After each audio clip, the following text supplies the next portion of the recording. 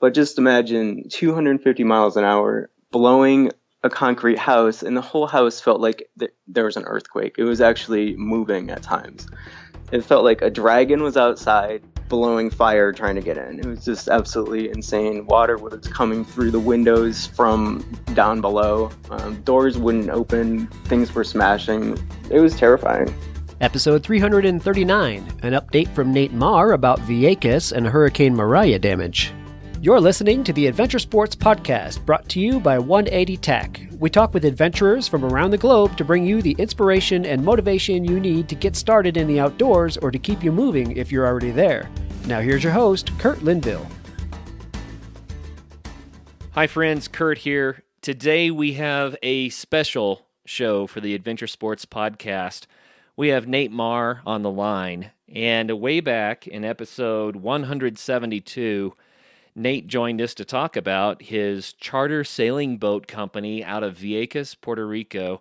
It's a beautiful episode where we talk about the paradise down there and how much fun it is to go sailing in the Caribbean and about what Vieques is like and Puerto Rico is like. But we're honored to get Nate back because Nate was there for the hurricane season. And when Maria hit, he was a part of it. And now he is part of a fundraiser that is setting up solutions for future hurricanes as well as relief for current struggles that people are having still in Vieques.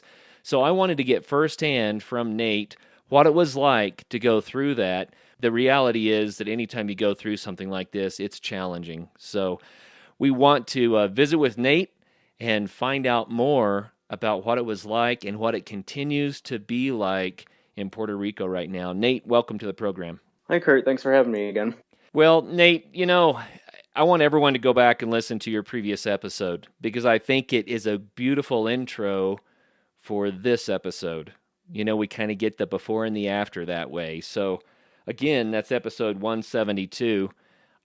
If you don't see that on iTunes, just go to our website, adventuresportspodcast.com, and you will find it there. The fastest way to get to it is to go to the episode categories link, and then you'll find it under sailing there. Nate, wow.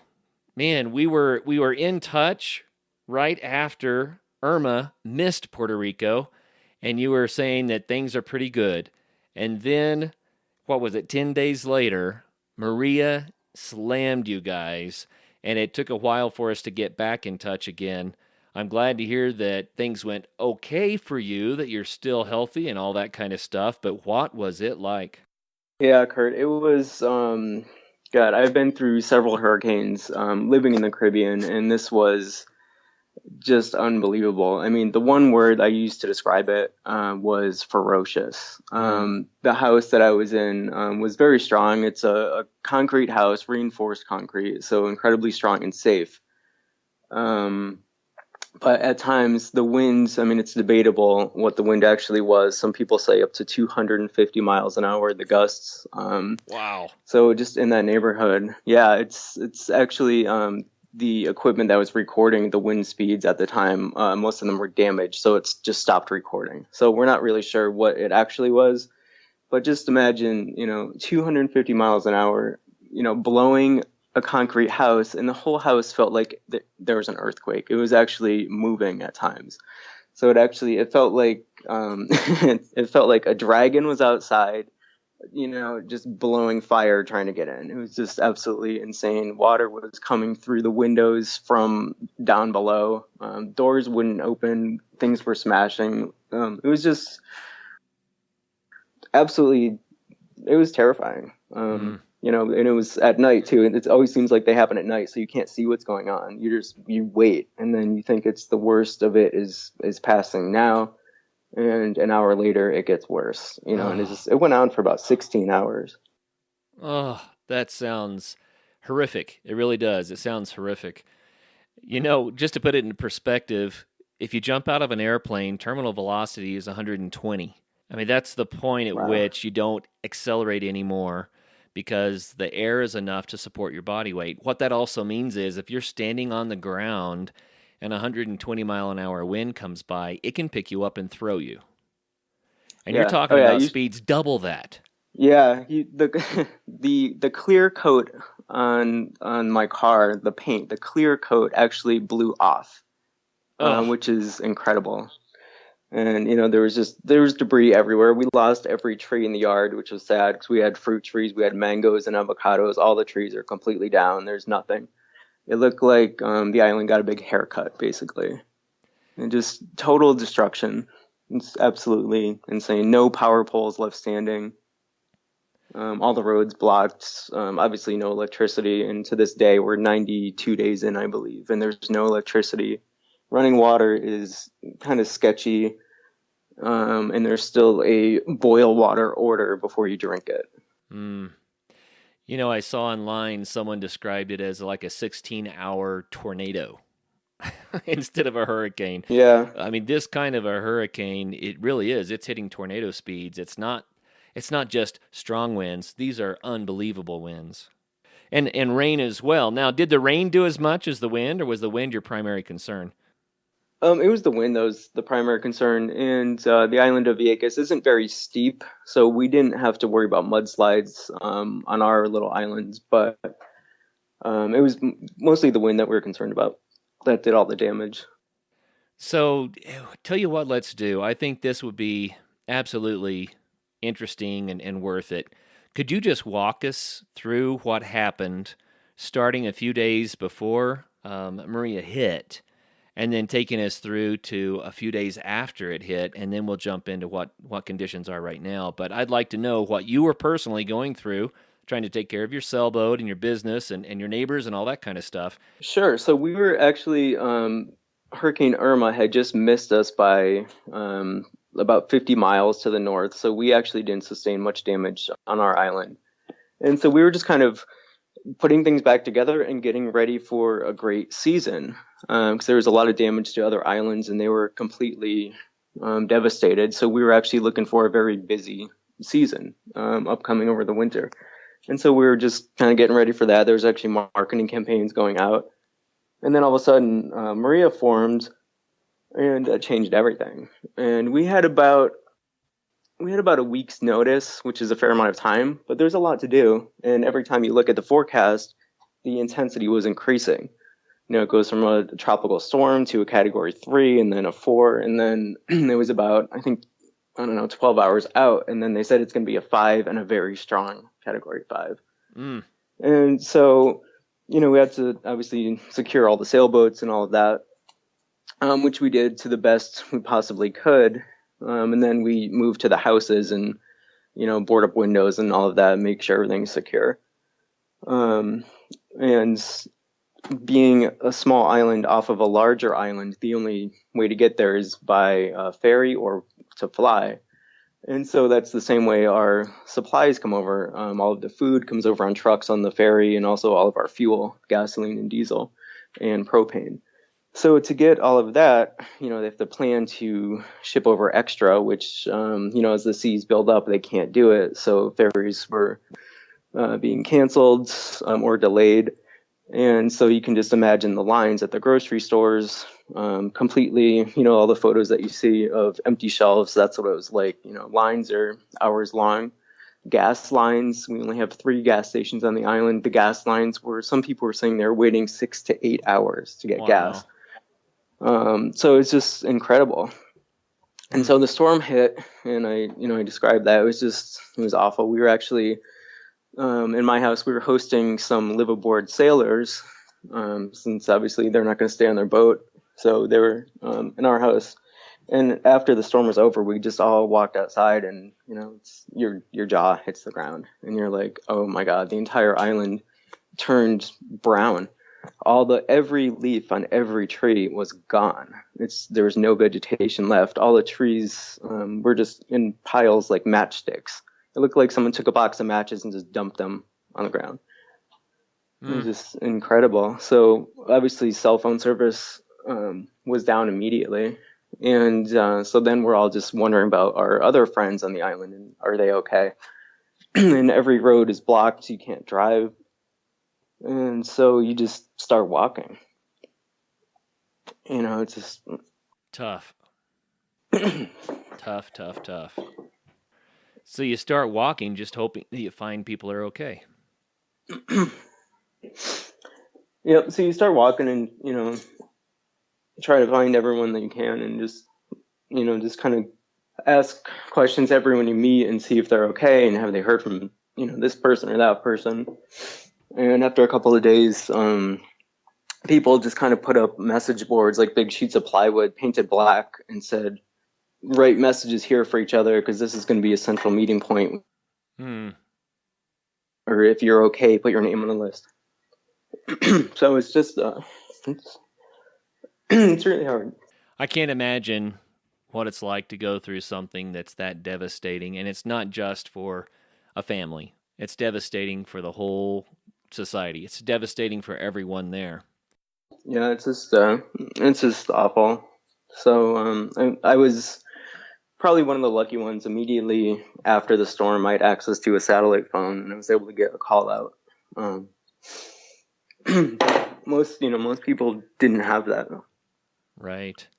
So, for the next several days, when I would bump into people, even just acquaintances I've met on the island over the years that I've been there, I would take their name and a phone number of a contact person in the States, and I would call them.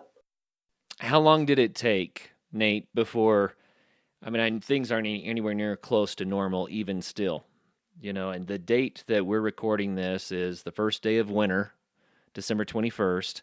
Mm-hmm. And, it's been 3 months now, like you said, day 92 or so of this disaster. Yeah. But how long did it take before the shock was gone and people were like, okay, let's start seeing what we can do to rebuild? Well, everyone is still, the shock for a lot of people is gone, but now it's just the pain of rebuilding and the desperation for help. There's just not a lot of outside help coming in. It's like we feel like we're forgotten about. Oh, sure. So what is the status on, let's start with Vieques. We can talk about Greater Puerto Rico, but let's talk about Vieques. Are the roads open? Can people drive places? I guess that's the first question. Yeah, the roads are in Vieques. They're all passable at this point. And most of that was due to residents out there with, their own personal chainsaws clearing the roads immediately after the storm. We just didn't have the infrastructure in place. We didn't have like line crews or anybody out there until weeks after the storm. So everyone was just neighbors helping neighbors. To this point, or up until this point, that's pretty much what it's been. It's just everybody helping each other. Wow. Electricity. No electricity yet? No electricity, at least not from the grid. And, there's very, very small crews working on getting new electric poles up and lines repaired. There is a generator on the islands that can run sections of it, and that is, has just been turned on about a week ago. Wow. And it's incredibly expensive. It costs about $9,000 a day in diesel fuel to run it, from my understanding. And it's like anything else. It hasn't been maintained in a very long time. So parts break, and then, it goes dark again. And not everyone has access to it. Basically, the closer you are to the main town, the more likely it is that you'll have electricity. But that's, that's a Band-Aid. So it's going to be a very long time before we actually have electricity from the grid. Some estimates have it as late as June of this year, potentially later. So, it's just not quite sure. A lot of people have their own small generators to run, their refrigerator and things like that. Wow. But it's just, then you get to the problem again with having no gasoline on the island. So it's just a vicious circle that is incredibly frustrating. Lots of people have left the island. Probably, a lot of people estimate that around 2,000 people have left Vieques alone. And in the bigger picture, about 200,000 Puerto Ricans in general, or in total, have left Puerto Rico. Wow. There's no services to take care of basic human needs. So people are like, I can leave, but what about those who can't? Right. I mean, it's for me to leave, that's a luxury, but there's many people that can't. So a lot of them are asking for help and they're trying to get help in the mail. Shipments are late. Some things never arrive or they do a month or two later. So it's difficult to get anything. What about food? Food isn't that easy either. If the ferries are running or not, the supply trucks can come over. And recently, the ferries haven't. We've only had one ferry operating, so food delivery trucks will only come over maybe a couple times a week instead of twice a day or something. So it's not easy. The military, United States military, was distributing MREs, the meals ready to eat, up till, I got a box last week, which is ridiculous. 90 days and you're eating MREs. Wow. To me, that's something that should happen within the first couple of days, and then, you shouldn't be getting any more of those. So it's really hard. There's a couple of organizations that opened food kitchens in partnership with restaurants that had the commercial kitchens, obviously. So they were feeding, thousands of people every day. They were delivering hot meals, and they opened up their restaurants only to people that needed a meal. So that was great. Wow. But besides that, it's difficult to get the basics. Well, there are other things that are maybe less obvious, things like medications. Without electricity, without refrigeration, a lot of medications go bad and people depend on these things. Has that been a big issue there? That's been huge. And actually, the hospital in Vieques has been condemned because of damage. There's mold issues. Part of the roof collapsed. So they're operating under military tents. And those are all running off of generation and solar panels at this point. So they're literally doing operations in the dark. I saw a picture that someone posted on Facebook the other day that showed a surgery happening in the dark because the lights went out and someone's using a phone, the flashlight on their phone, to light the surgery. So it's incredible. Well, I don't know about our listeners, but that's enough to make me furious. Yeah, no, it is. It's all Puerto Ricans are United States citizens, and in a country as wealthy and powerful as ours, we shouldn't be living in conditions like that. Not 90 days after a hurricane. Right. It's inexcusable. Wow. Well, and you mentioned earlier that there's still a boil order on the water. It's not potable yet, but how do people boil it if they don't have electricity? Is there gas flowing that people can use to boil, or are we talking about trying to scrape up sticks?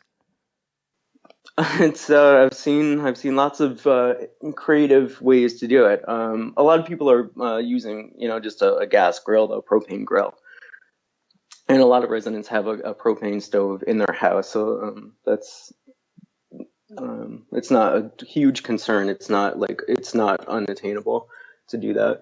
There's also a couple of organizations that were doing enormous water purification systems in central locations, and then another organization was distributing water purification systems in neighborhoods. So that was good. Well, it's common after a disaster like this for disease to break out. Have you guys managed to skirt that, or is that starting to hit too? Nothing too serious. The mosquitoes after the storm were awful, and they're still pretty bad, but I haven't heard of any mosquito-borne illness going around. There was conjunctivitis and a couple of other minor things, but nothing too serious that I'm aware of. Well, that at least has spared you so far. Wow. Yeah, so that's something. And I must be crazy then to go out and look across the beach and say, this is paradise, but it's not paradise anymore, Well, it's not as beautiful as it was initially. And it'll take some time to clean up. Everyone has been really great. We have tons of volunteers in the island, tons of residents, all clearing up the beaches and their yards and things like that. We just don't have the heavy equipment. Typically December is one of our busiest months of the year for tourism. And it's just not going to happen this year. We're not ready. We don't have stable electricity. We don't have stable water. Even, flights, or the flight schedules are minimal. The ferry is minimal. So it's like getting back and forth for a tourist is extremely difficult. So it's, we're hoping to salvage some part of the season, some part of the winter and the spring. If we got some outside help to restore the electric grid, we have a chance. But tourism is the number one industry in the island. So without that, a huge percentage of the population doesn't work. So it's, a lot of people they have to leave. It's official. Winter has arrived, and Bent Gate Mountaineering is prepared to help you get ready for your epic winter. Come check out the latest in alpine touring, telemark, NTN, and splitboarding gear. They have brands like Black Crows, DPS, Dynafit, G3, Icelantic, K2, Technica Blizzard, Arc'teryx, Mammoth, Solomon, Volley, Neversummer, Jones, and BCA. And you do need to be safe out there. Bentgate has the latest in avalanche safety gear. They have beacons, airbags, shovels, and probes, and they're ready to help you educate yourself on snow safety. They also rent out gear, so you can get your skis and your boots there, as well as your avalanche safety equipment. What's more, they also have free demo ski days at local resorts, so you can try out the latest gear. Now, how much fun does that sound? So swing by Bentgate in Golden, Colorado, or go to bentgate.com to find your new gear, as well as to get updates on all of their events.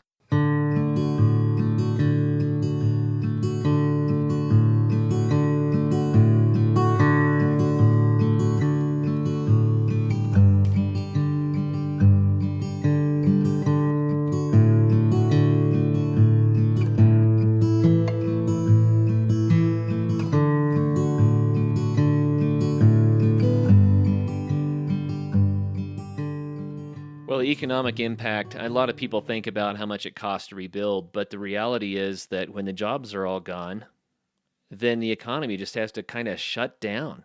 I mean, you've got people helping people, and that's the beauty of the human race. People tend to step up to the plate and help each other through difficult times, and that's when humanity is at its best.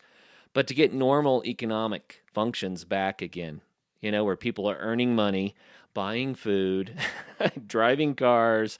You know what I'm saying? Yeah. How long will it be before things are normal? Well, I'm hoping not too long. I'm optimistic on that. I think I'm really hoping for the spring, early spring. Late February, March, April. I think at that point we could kind of get back on track. Not to where we were last year, which was a great season, but if we can save something, so I know that still sounds like a long way away, but if we can make it through the next 8 or 9 or 10 weeks, and just keep going, right. We'll just kind of do what we can. Well, let's talk about your fundraiser organization, because I got to say one more thing before we do, and it's just my personal opinion. I was offended when I saw the footage of President Trump throwing paper towels.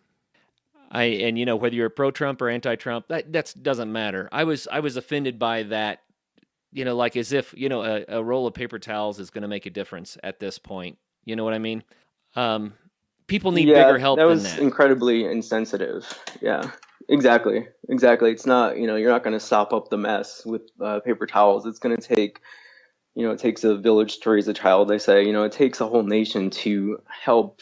Puerto Rico is part of the United States. It's like we're essentially the size of a state as far as population goes, about 3 million total. It's like that's a lot of people that need a lot of help, and our infrastructure is in a complete disarray. It's a disaster, and a roll of paper towels isn't going to help that. It's like send down teams of power workers.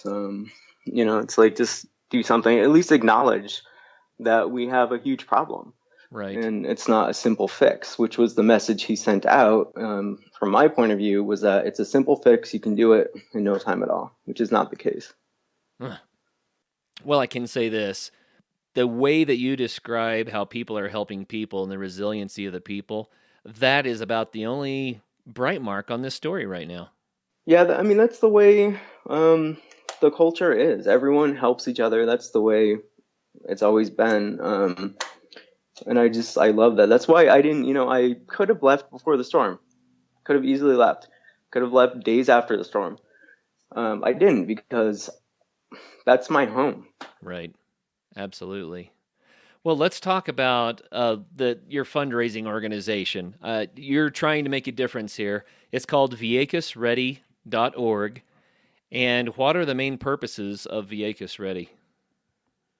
So what we're trying to do, Kurt, is I found that just before Irma, when we weren't sure if that hurricane was going to hit us or not, I was out preparing. So just, aside from getting my business boarded up and the boat and all that stuff, so just on a personal level, I went out and spent, I don't know, $100 on extra groceries just in case we were without power for, a week.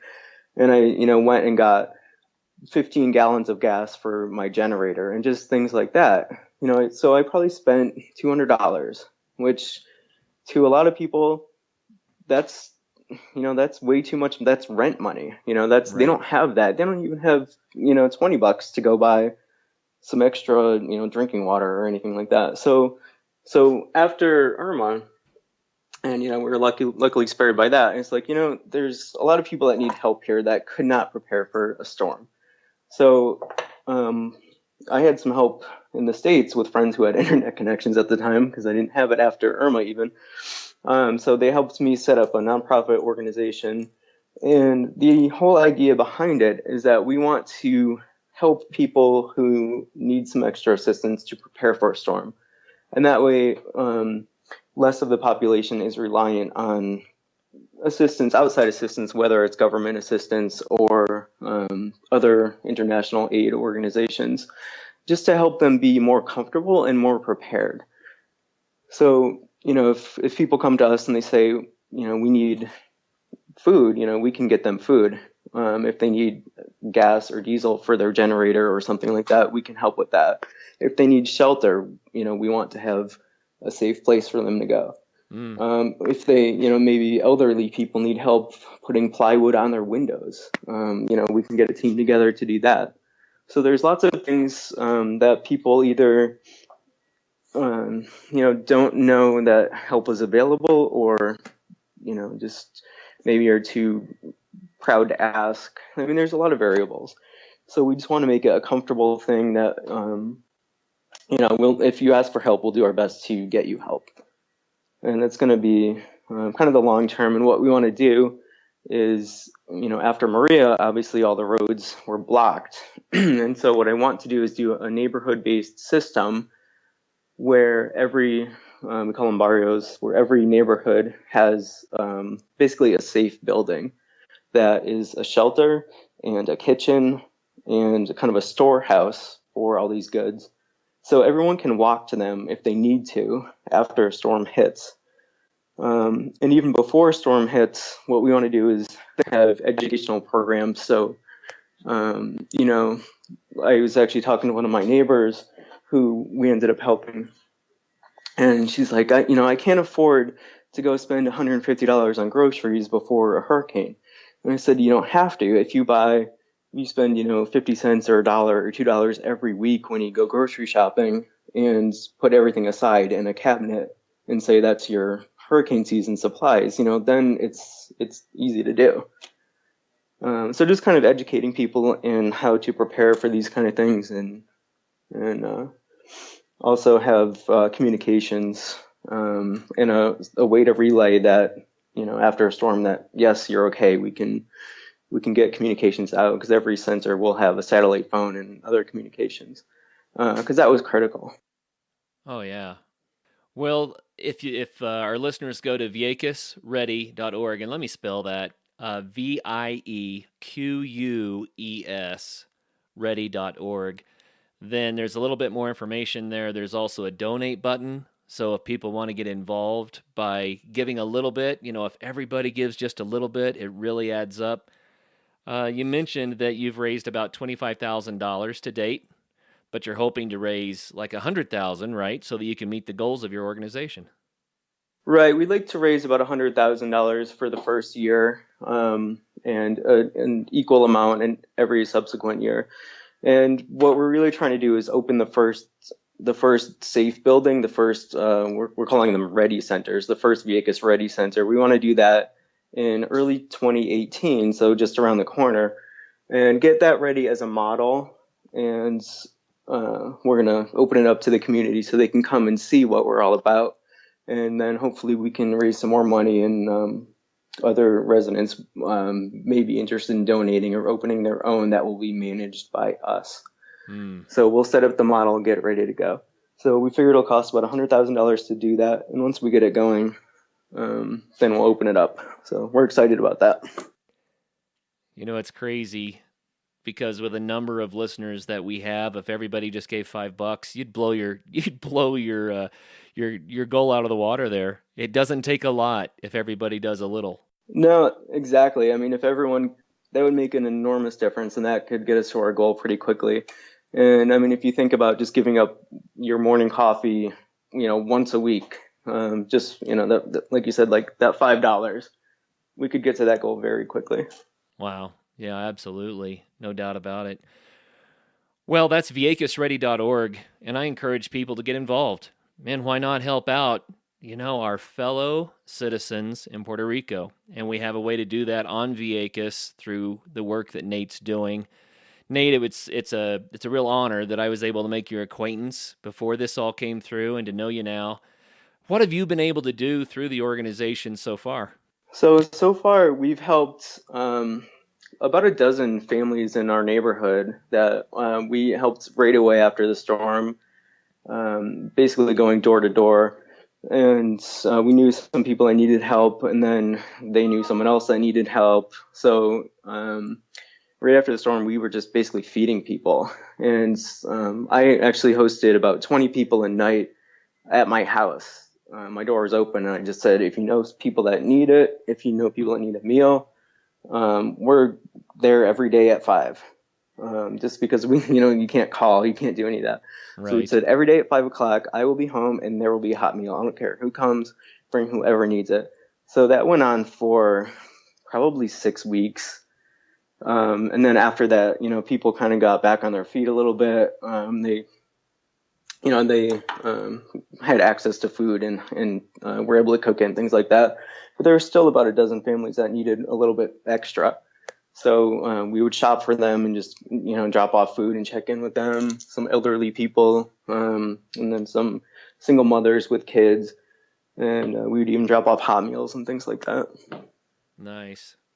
And right now we're installing a small solar array on a house that's kind of central in that neighborhood. And the idea is that there are, it's the main house, and then she has a few apartments too, so there's several people that live there. And the idea is to power one refrigerator so that 4 families can use it, and then also allow them to do laundry. When we have running water, you can run a washing machine off of the solar panels, and then you hang dry, obviously. But that became a huge problem too, is people couldn't do laundry. So after 3 weeks, it's something that nobody thinks about really. So that's another thing we were doing, is having neighbors over the house just to do laundry. So Wow. just like everyday things where you don't even think about, Oh, yeah. I mean, if the electricity goes off, everyone's experienced this. The electricity goes off at your house, and you walk into the room, you flip the light switch. The light's been out for 5 hours. You still flip the light switch. You're like, what? Oh, dang it. It's the stuff you don't think about that you take for granted. And what used to challenge us is that we were on a well. So if the electricity was out, the water didn't flow either, and we'd go to the tap and turn on the water and start to wash our hands. We'd be like, wait a minute, it's gone. And how long did it take before that stopped happening? You're like, okay, there's no sense in trying. I know now. Yeah. Oh, I still will walk into a room and hit the light switch, and I'm like, oh yeah, it's been 3 months. It's not going to work today. Yeah. Wow. So it's funny. It's just a habit. That is so crazy. It's the stuff we take for granted. Well, let's talk a little bit about your business, Marauder Sailing Charters. One way that people can help is by helping to jumpstart that economy in Vieques again. And that means go visit, go take advantage of those beautiful turquoise waters and the amazing weather and escape the cold. So Marauder Sailing Charters, your boat suffered some damage. How long will it be before you're up and running again? Yeah, the boat suffered some damage, and it's being repaired as we speak. And I'm guessing I plan to reopen in the early spring, possibly the end of February, somewhere around that time frame. Just because I want to get the projects for Vieques ready, finished up before I kind of move over back to the sailing charter. I'm not sure how much tourism there'll be at this point, but I mean the beaches are still beautiful. They haven't gone anywhere. So I do hope some people will come down, but just be aware that it's maybe a little bit of a struggle. So I think, the further we go as we get into January, February, I'm hoping it'll normalize a bit. And then I am desperate to go sailing. It's been 3 months basically, so can't wait. Well, most of our listeners are out there on purpose choosing to put themselves in places where they don't have the everyday services at their disposal. They go backpacking, they go mountain climbing, they go adventure traveling so that they can get a feel for living without those things. So why not go to Vieques? And, you can be a part of what's going on there to help out, and you can be a part of helping that economy just by visiting, by spending a little bit of money on an adventure in Vieques. You can make a real difference. Yeah, no, that's very true. And a lot of the restaurants have already reopened. They worked really hard, I have to say. The restaurants were the first to reopen, and they knew there was no tourists here in Vieques, obviously. But they did it for everyone else, the community, just to have some kind of like a meeting place, somewhere to go, and just pretend the whole thing didn't happen, and go have a meal, and just sit and chat and catch up. So most of the restaurants are open. And a lot of the smaller boutique hotels are reopen. And there's a couple I know of that are doing deals. I'm not sure how long they'll last for, but they're running deals to get 50% off your stay if you volunteered for half a day doing something in the community. So it's like, great deals. And a lot of people have taken them up on that offer. It's a great offer. And I was talking to one of the owners of the hotel, and she said that the guests came down and they volunteered for about 4 hours, and they said, well, we're not done yet. We're going to stay for the whole day. And what can we do tomorrow? Even though they already, got their discount. So they weren't there for the discount. They were there to help. So there's plenty of opportunities to do that if anyone's interested. And, picking up some debris on the beach isn't a bad way to spend a winter day, Oh, yeah. Well, the name of your website is maraudersailingcharters.com. So maraudersailingcharters.com. So people should keep their eyes peeled there to see when your opening date is going to be so they can start chartering, huh? Yeah, for sure. Yep. So, like I said, we're planning to open as soon as possible. But I just want to make sure our community is taken care of first before I get back into it. Right. But when we restart, the boat will be pretty and painted again and all that. So we're looking forward to it. And a lot of my crew mates are in the States now. They had to move to be with family and do that for the holidays, and they will be returning as soon as we're ready. So right on. What was it like? Let me say it this way. People always imagine what it might be like to weather a hurricane, but what surprised you about it? What did you not expect? It's hard to say. I mean, I guess just the length of the storm, the duration, and kind of the buildup for it. I mean, the forecasting has gotten so accurate, and we have the forecasting so far in advance that I felt like I could prepare myself and anyone else that needed some help, I helped prepare. But it's like once you get to that point, you're just waiting and you're watching the satellite images and you're watching the radar and all the updates, and you're like, let's just get it over with, Right. And then when it finally comes, it was much longer than I expected. The storm slows down. It kind of gets it's rebuilding energy, and it just stalls out for 12, 16 hours. So just the whole duration was shocking. Wow. And forget about getting any sleep. It's loud. Feel like a freight train's going through your living room? Yeah, yep, that's exactly what it was. And you hear debris flying around and smashing into houses and cars and things. You don't know what it is. So that's kind of nerve-wracking. I can't imagine. I can't imagine what that's like. Well, congratulations on coming through it. Congratulations on being one of the people that could step up to the plate and help others. I think that's wonderful what you're doing. And once again, viekesready.org. That is the way that our listeners can participate in making a difference in Vieques. Let's talk about the island a little bit, Nate. I want to remind people how unique Vieques is and some of the things that it has that are kind of special. I mean, in our last show, I'm testing my memory here, but we were talking about how the island terrain changes and how on one side the beaches are one way and on the other side the beaches are another. And then we're talking about some of the bioluminescence that's around that area and that sort of thing. Can you just describe for us what makes Vieques Vieques? So Vieques is special, and the reason why I decided on the island and why I moved there was because it's very small. It feels like a small town. There's only about 9,000 residents on an island that's 22 miles long by 4 miles wide.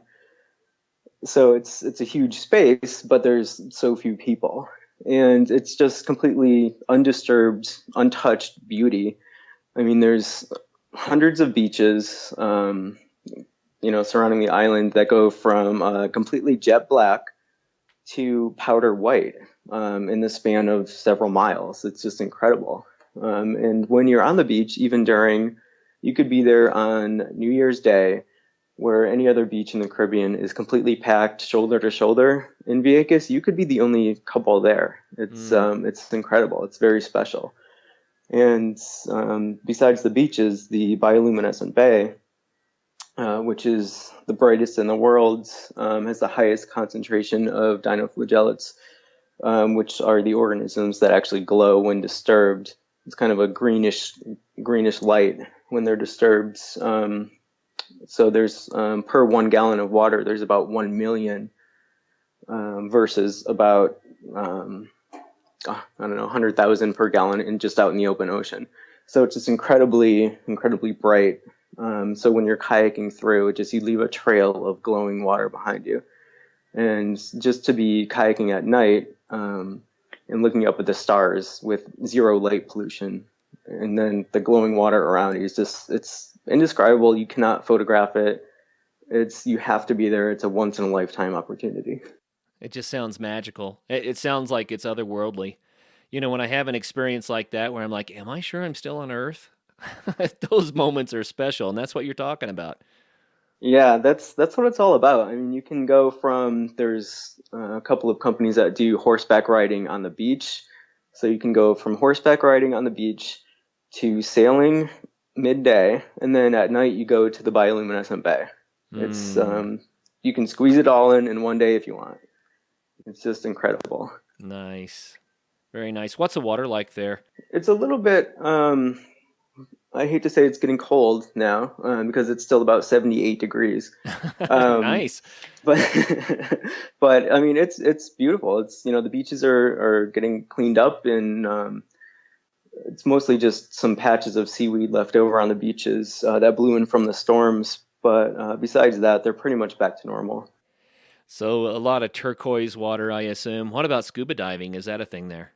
Yep, yeah, the water's turquoise for the most part. Scuba diving is a thing. There are a few companies, and I've seen on their Facebook feed and their Twitter feed and all that they've been diving recently, and the visibility has been pretty good. It's clearing up, and the turtles are back, and the fish are brilliant. If you've never been, they do lessons. Even if you're a professional certified diver, there's lots to see too. So it's definitely a great place to go.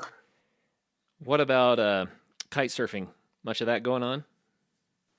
Kite surfing hasn't really caught on here yet. So I'm not quite sure why, because I think it looks pretty cool. I haven't tried it myself, but I've seen a couple of folks that have brought their own. It's not part of any tour group or anything or any lessons, but I've seen people. They look like they're having a great time. if someone wants to come down and open a business doing that, I will be your first customer. Right on. There's just so much that you can do on a tropical island like that. And that's the reason why I keep on bringing stuff up. I mean, if you get tired of laying on the beach and building sandcastles, there's enough to occupy your time forever. There is plenty to do, and we've got some fantastic restaurants. The food is great. There's a lot of micro farms on the island that are starting to come back now. So once they get going again, all the restaurants will have all of their local produce, which is fantastic. Nice.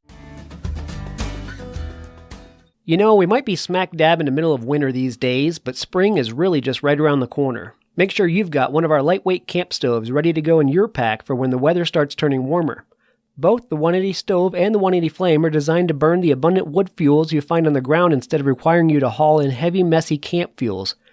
Take a minute to head on over to our site at www.180tack.com to check out these American-made stoves that are built to last. You'll be helping us, and you'll be helping the Adventure Sports Podcast. Thanks, guys.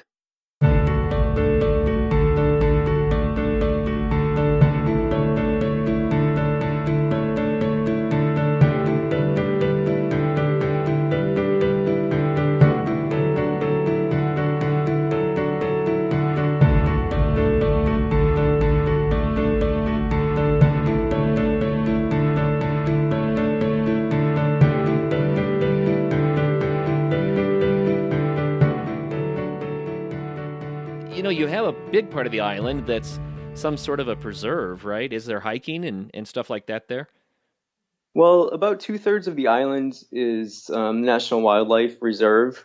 Some of it is restricted area, but a good percentage of it, the beaches anyway, you can get to. There are some hiking trails that are maintained along the cliffs that overlook the ocean, which is spectacular. Well, Nate, it's been really, really great to get an update from you about what happened with the hurricane, and how the island is recovering. What else do we need to cover here? What would you like our listeners to hear about Vieques right now? Well, I would just say, keep an eye on the headlines, and when you're freezing this winter, think about Puerto Rico as a vacation destination. Keep that in mind. Keep Vieques in mind. The beaches, as I said, they're definitely getting cleaned up. They're still beautiful. The water is beautiful. When you're in the deep freeze in January, don't forget about the islands. Definitely come down for a vacation. So get out your calendar. Get out your calendar. Write down Marauder Sailing Charters, right? Put it on the calendar so you'll be reminded, oh man, that's the place. Yeah, that's right. And viequesready.org. I've said it probably 10 times now. I want people to get that stuck in their heads. viequesready.org. That's how you can help. And like Nate said, I love the idea. If you want to go down there and donate some time helping with the cleanup, that might be a better life experience than just a vacation. Yeah, there's plenty of those opportunities. And if anyone sends us an email through the viequesready.org website, I'd be happy to link you up with a small boutique hotel that is offering the deals and things like that. And if you want to help serve food in the kitchen, or if you want to do beach cleanups or any type of that, any of those type of things, I'm happy to link anybody up. I think we ought to describe your boat, Nate, just so people know what to expect if they want to do the boat charter too. Sure. So Marauder is a vintage 1969 classic monohull sailboat, and she'll be 50 in just a couple of years. So we're about to do a remodel and repaint job anyway, just to get her looking all beautiful again. Once we're ready to go for the season, what we do is sailing is our primary activity. So we'll sail for an hour or so you get a full view of the island, and then we'll drop anchor in a nice calm bay, and everyone is welcome to go swimming. If you want to do some snorkeling, we've got all the equipment, and we have a professional guide to take you out. And then we do a nice gourmet lunch that's made with all local ingredients, and then that's ready after you get out of the water. And, we just enjoy lunch, have some drinks. We're famous for our pina coladas that we make fresh. Every single one is hand poured and shaken. So they're not pre-made at all. And then, so we just hang out, go to the beach and sail back. And usually it takes about half a day or so. So by the time you get back, you're ready to go go back to your hotel or guest house and get changed up and then go dinner. Nice. What a great way to spend a day. I tell you, I said on the first show when you were describing it, I've got to get my family down there, and every time I hear about it, it makes me want to go even more. It's just a really attractive sounding experience and a great place to go visit. So, all right, man. Well, thank you so much for not just sharing, but sharing from the heart. You know, what's going on still in Puerto Rico and what it was like to go through the devastation of Hurricane Maria. Well, thank you very much for giving me the opportunity, Kurt. And also thank you for reaching out to me immediately after the storm. I did get your message eventually, so I did appreciate that. Thank you for thinking of all of us. Well, you bet. And hopefully your family does get down here soon, and we'd love to have you down. Well, we'll have to do it. It's always a challenge for us, but we'll have to do it. We'd love to make that happen. So. Well, I'm not going anywhere, so I will be here whenever you're ready. Right on. I love it. All right. Well, thanks again. And for all of our listeners out there, wow, rarely do we get to do a show like this where we're getting, really the live update of what's going on in a corner of the world in a place that we should still be concerned about. And it's real easy to forget.